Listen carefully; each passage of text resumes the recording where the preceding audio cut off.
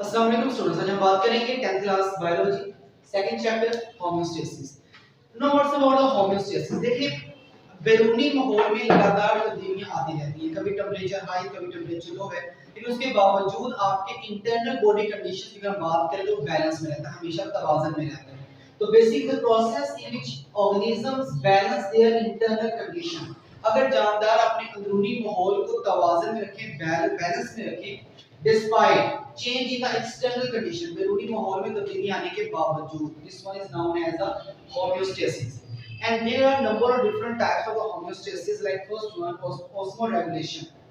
Osmoregulation basically क्या है, अगर आपकी बॉडी फ्लूइड के अंदर लाइक ब्लड के अंदर आपका जो वाटर और साल्ट लेवल है, नमकियात का जो पानी का तवाज़ुन है, वो अगर मेंटेन है, दिस वन इज ऑस्मोरेगुलेशन।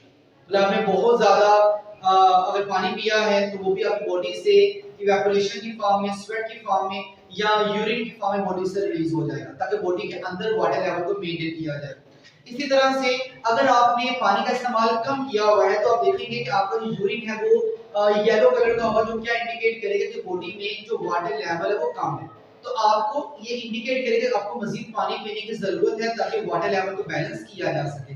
तो बेसिकली ऑस्मोरेगुलेशन है क्या, इस चीज को वाटर लेवल को, सॉल्ट लेवल को बॉडी फ्लूइड्स में बैलेंस करना, this one is about the osmoregulation. For example 1 gram of glucose in 1 liter of blood is maintained, this one is about the osmoregulation. Further one, what's about the thermoregulation? Therm means temperature.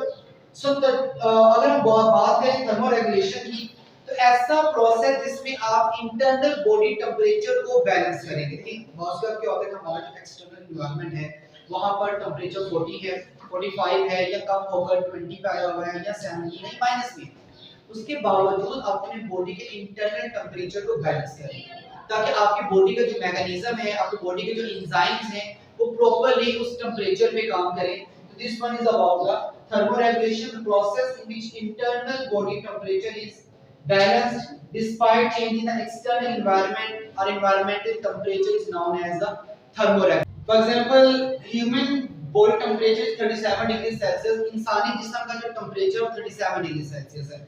अब 37 degree Celsius आपकी body के तमाम enzyme maximum rate के साथ काम करेंगे, लेकिन जैसे ही अगर आपकी बॉडी का टेम्परेचर डिस्टर्ब होगा तो अगर बॉडी के जो एंजाइम्स हैं प्रॉपर्ली काम नहीं कर पाएंगे, इसलिए बाहर के माहौल में टेम्परेचर चाहे ज्यादा हो या कम, लेकिन आपकी बॉडी का जो इंटरनल टेम्परेचर उसको मेंटेन करना is known as the thermoregulation. Now third type of the homeostasis is the excretion. Now what is the excretion? Body में जहां पर आपके बॉडी प्रोडक्ट्स बनती हैं जिनको आप इस्तेमाल में ला सकते हैं, यूटिलाइज कर सकते हैं, वहीं पर साथ साथ मेटाबॉलिक वेस्ट भी बनता है। So the process of removal of the metabolic waste from the body, जिस्म से मेटाबॉलिक वेस्ट को रिमूव करना is known as the excretion. अब सवाल ये आता है कि मेटाबॉलिक वेस्ट होता क्या है। देखिए आपकी बॉडी में बायोकेमिकल रिएक्शन हो रहे हैं, रेस्पिरेशन हो रही है, उस दौरान आपकी बॉडी में कुछ ऐसा मटेरियल भी बनेगा जो आपकी बॉडी के लिए नुकसानदेह होगा। उस मटेरियल को हम लोग क्या नाम देंगे, मेटाबॉलिक वेस्ट का। The material produced during the metabolism, metabolism is a biochemical process जो आपकी बॉडी में प्रोसीड कर रहे हैं, और इन मेटाबॉलिज्म के दौरान आपकी बॉडी में जो मटेरियल बनेगा और वो आपकी बॉडी के लिए नुकसानदेह and harmful for the body, this material is known as the metabolic waste. जैसे कि हम लोग बात करें रेस्पिरेशन की, कि रेस्पिरेशन में आपने ग्लूकोज को ऑक्सीडाइज किया और प्रोड्यूस किया CO2, water and energy in the form of ATP। अब देखा जाए तो ATP एनर्जी आप अपनी बॉडी मेटाबॉलिज्म को रन करने में इस्तेमाल करेंगे, ठीक है, लेकिन अगर हम वाटर की बात करें तो वाटर पे तो बॉडी के इस्तेमाल में आएगा, लेकिन जो CO2 है this one is not used by the body tissues. अब ये CO2 हमारे पास क्या मेटाबॉलिक वेस्ट है।